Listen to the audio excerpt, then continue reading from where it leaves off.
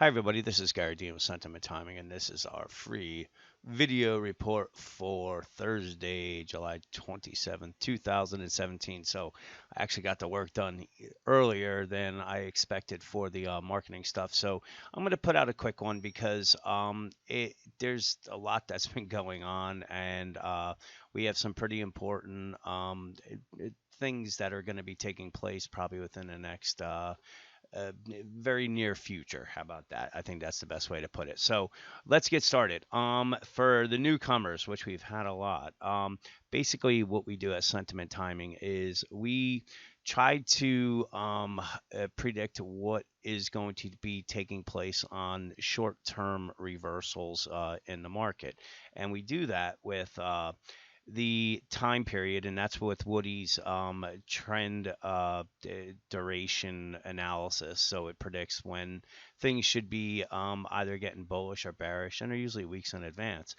Sentiment is the why, because we're always going to get a bullish or bearish extreme at the tops or at the bottoms, and that's just the way the mentality works in this market. And I'll give you some examples in a little bit. And then we try to use the technicals to figure out where they're going to go into reverse. And I like to use Elliott Wave just to show where we are, say, on the playing field, because if we're in some type of wave three or something, there's no sense trying to figure out where to buy or to short, because it's probably going to extend. But we start getting into the shorter term moves, the wave structures, then we start counting them out, and things play out pretty much as as we're looking at. So the overall picture is that we're in a golden halo formation, and we're in the twilight zone, and this has been going on for quite some time. And it's been a little frustrating. We thought we had a couple drops that we were kind of assuming that was the top, that ended up not being the top. But that's what this twilight zone is all about with the golden halo. But what doesn't change is the very bearish time period that we're going to be heading into. And this time period's been noted to our members really going since April or May, when to expect it. So everything, yeah, it's been frustrating and sometimes a little surprising, but we're still uh, in the same time frame that we've been looking for. And eventually this golden halo is going to turn into a kill zone, and I'll show you why it's important. But it's there's going to be a lot of people that are caught off guard. So this is what we put out today, and we had a 94% bullish reading. That was yesterday. So what Woody had said was that the July highs, when they do occur, which it looks like that is taking place, sets up for very, very fast moves to the downside once it reverses.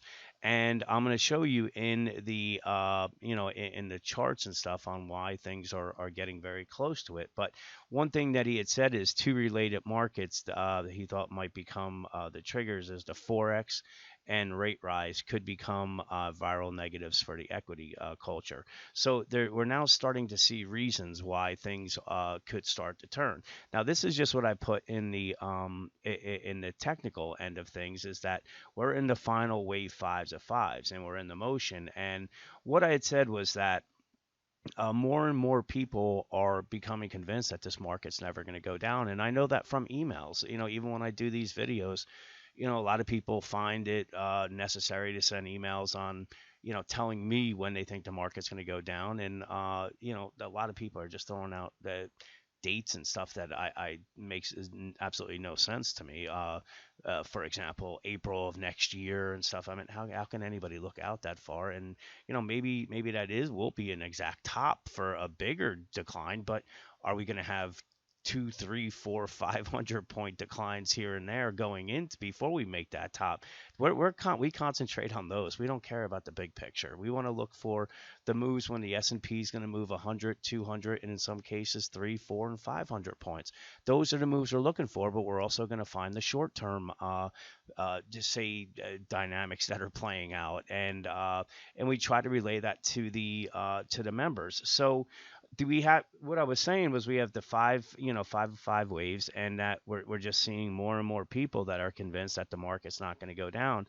But what I had said is if you take a closer look at each new high, it's really only been by 2, 3, or 4 points. It's not, there's no breakout, and this is something that I've been kind of laying out for the members in my video and in my video reports that I do each night. Is this is the frustrating part of the market, because the bulls buy it thinking that it's going to be a breakout, and what happens is it reverses and retraces. The bears jump on it because they think that the market's breaking down, only to see it reverse back up. But the thing that I was pointing out was we had, a top at 2477. From there, the S&P pulled back 12 points, rallied back up to 2481, 4 points. Then it pulled back 7 points, and then this top came at 2484. So we had 743. It's, if you're buying these breakouts, you are just kind of sitting there waiting, and you're not really getting any juice in it. But the pattern, it's a choppy tape that was anticipated. And if we take a look, this was the wave structure that I was showing. This is in today's report. So you notice there's no that there was no big, drop or anything playing out on it yet. And what we knew was that we were just coming into, these are the final waves, this in blue right here. And we know that we had sentiment. This is the longer term sentiment was diverging. We have a plethora of bullish sentiment readings here. And you have to ask yourself, does this look like a top or a bottom? And that's really what we try to relay. It's not, oh, go short here, buy here. It's letting people know in advance so you can, kind of position your portfolio for these potential turns that are coming. And again, this information you're not going to find anywhere else, because nobody has the data that Woody has with the sentiment, nor do they have the technical timing indicators to predict when the market's going to reverse. So when we know that when it's going to reverse, and we know that we have divergences on the longer term sentiment, we have the golden halo where everybody's bullish on the market, and we have a wave structure that is, looking very, very toppy because we're getting a bunch of fives and fives.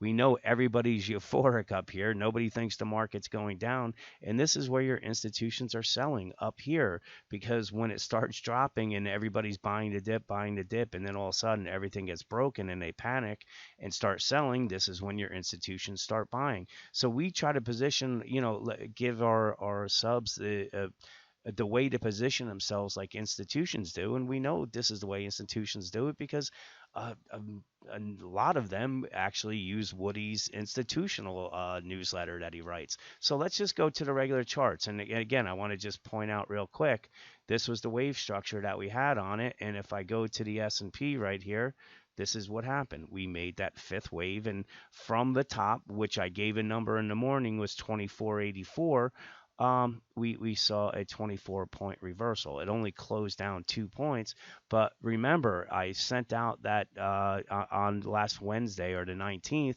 that we had a gap omen, and this is after hours, so the only time you were getting short was up here, and then we had another gap omen. So we actually had 3 gap omens in place, and what that is when it gaps to new highs. It's 100% accuracy that this gap is going to get filled, any gap to new highs. And this one was on Wednesday. It took till today, and you can see that gap got closed. So if you just took a short on every one of these gap omens, you were probably short someplace up at the 24.79, and you just had a quick trade. And I've always been saying this is the target down at the 24.60. So it's a 20-point trade. That, this is what we're looking at. We have the overall bigger picture, but yet we also have these smaller trading patterns that I try to point out to people. And yes, we're going to be ready once the bigger move that is going to hit. I mean, we've had this where we know what we're looking for, and Woody's predicted these big moves, and that's why I kind of chuckle when I get these emails on, he's going to be wrong this time, and I'm like, you know what? I heard the same thing here. I heard the same thing here. I heard the same thing here. Everybody, just when the market doesn't turn exactly on the time period, but it's still within the time period of it, people start doubting that it's ever going to happen. And guess what happens? 1987 type crashes go down, because I can tell you right now, there was nobody that thought this market was going to crash going into this area here, because this is a weekly chart of the Dow. And next thing you know it, what happened when it went down? Everybody was buying the dips, and before you know it, in 3 weeks, 37 points.